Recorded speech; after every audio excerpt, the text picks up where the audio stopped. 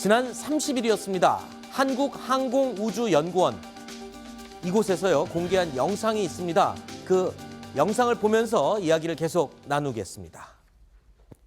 자, 바로 이 영상입니다. 항공우주연구원에서 75톤급 엔진 3호기 실험하는 영상인데요. 설명을 해주시죠. 이게 지금 어떤 의미가 있는 겁니까? 왼쪽에 게 한국 거고요. 네. 오른쪽 게 지난 3월 달에 했던 북한 건데요. 네. 지금 어디가 더 좋은지 모르겠습니다. 지금 우리 거 먼저 설명드리면은 네. 저게 이제 꽁무니에 불이 붙었지 않습니까? 예. 저 꽁무니 약간 흔들리는 느낌 안 드세요? 그렇죠. 약간 뭐가 저 물어보니까- 노즐이 약간 덜덜덜덜 네네. 털리는 느낌이 저거 한 드네요. 1도 정도 흔들었다 그러는데요. 네. 이 로켓이 올라가다가 방향 틀 때 네. 저 불 나오는 노즐 꽁무니를 약간 틀면 방향이 틀리는 거죠. 아. 그래서 우리는 저 불 나오는 노즐이 이렇게 좌우로 움직이는 그런 시스템이고 네. 오른쪽 거는 이제 북한 건데 북한은 저 노즐이 통으로 돼 있어 그냥 불이 확 나와 버립니다. 네. 그리고 그 밑에 작은 노즐이 하나 있어서 그걸 네. 별도로 켜갖고 그거는 왔다 갔다 해요. 그래서 방향을 트는 그런 차이점이 있는데 어떤 게 더 고급 기술입니까? 그 기술은 우리 게 그런데 뭐 닭 잡는데 보검을 쓰느냐 아니면은 둔탁한 칼을 쓰느냐 차이 없잖아요. 네.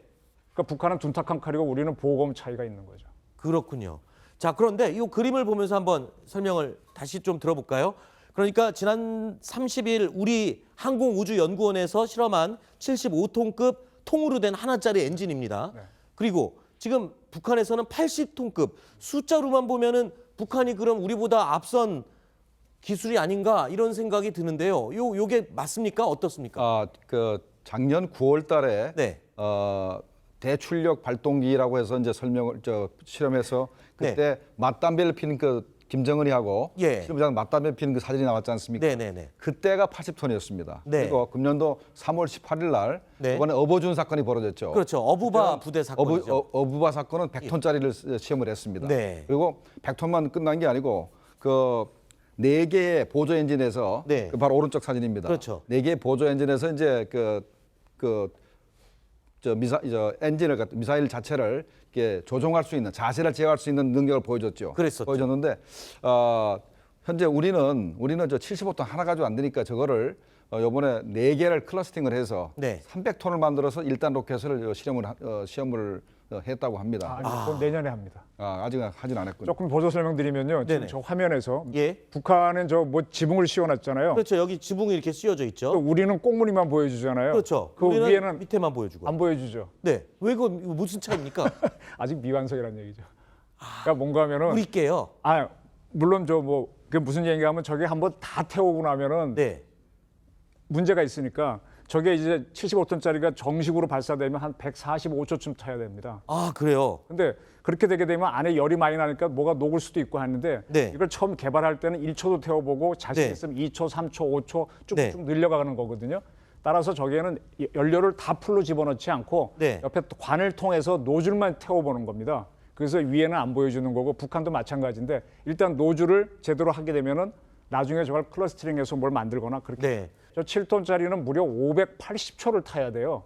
우주에 올라가서. 그러니까 이제 더 오래 타야 되니까 이렇게 실험을 해보는 건데 처음엔 역시 1초 하다가 자신 있으면 3초, 5초 하면서 네. 쭉 늘려가면서 여러 가지 실험을 하는 거죠. 그렇군요. 자, 그런데 이렇게 지금 말씀하신 1단, 2단, 3단의 로켓 분리 단계별로 준비를 하는데 75톤급 아까 말한 제일 통이 큰 엔진 4개를 묶어서 300.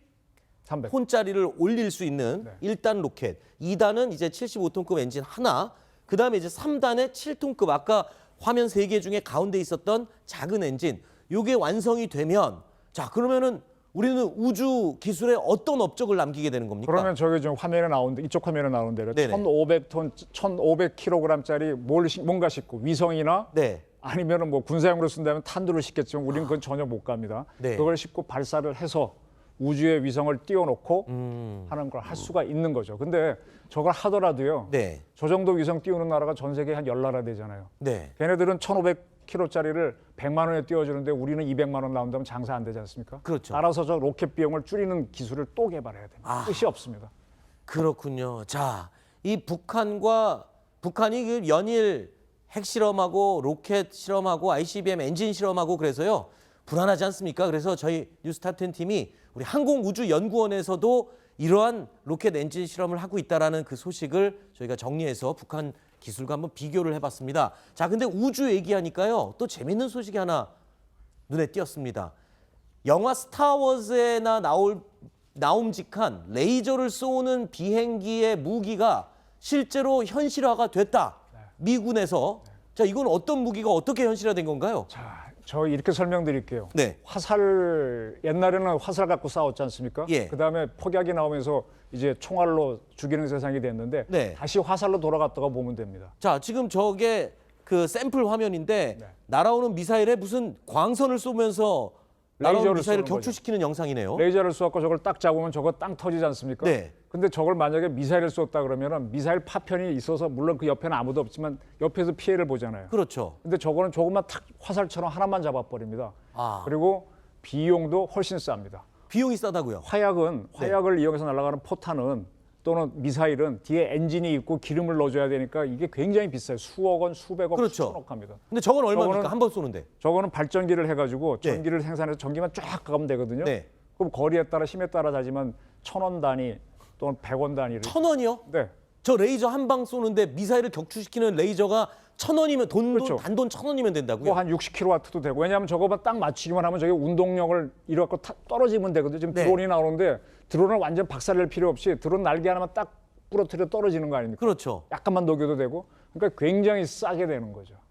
그런데 지금 영화에서나 스타워즈 우주 SF 영화에서나 보는 이 뿅 하면서 나가는 그 레이저가 실전에 지금 사용할 수 있을 단계에 다다랐다는 네, 게 맞습니까? 그럼? 맞습니다. 그래서 미국 같은 경우는요. 지금 저 북한이나 어디서 이렇게 ICBM을 쏘면은 네. 그 나라 영해 바깥에서 큰 비행기가 대기하고 있다가 네. 거기서 전기를 이렇게 해서 레이저로 쏴버리면요. 네. 올라가는 거 툭 맞추면은 밑에서는 아까 노즐에서 불이 올라오고 있었죠. 네. 그럼 그 불이 올라오고 폭발이 되죠. 자체 그냥 그럼 폭발돼 그 버려. 탄두는 어디로 떨어집니까?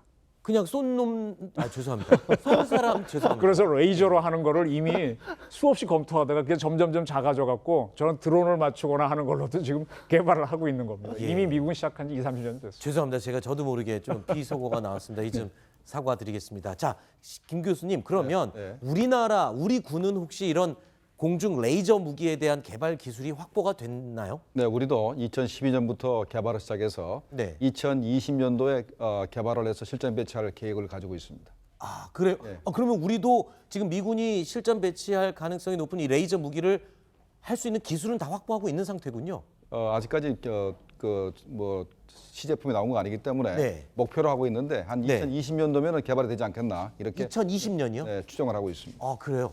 근데 저런 게 이제 몇 가지 약점이 있는 게요. 네네. 이 저기 빛이잖아요. 네. 구름이 많이 껴 있으면 가겠습니까? 안 가겠습니까?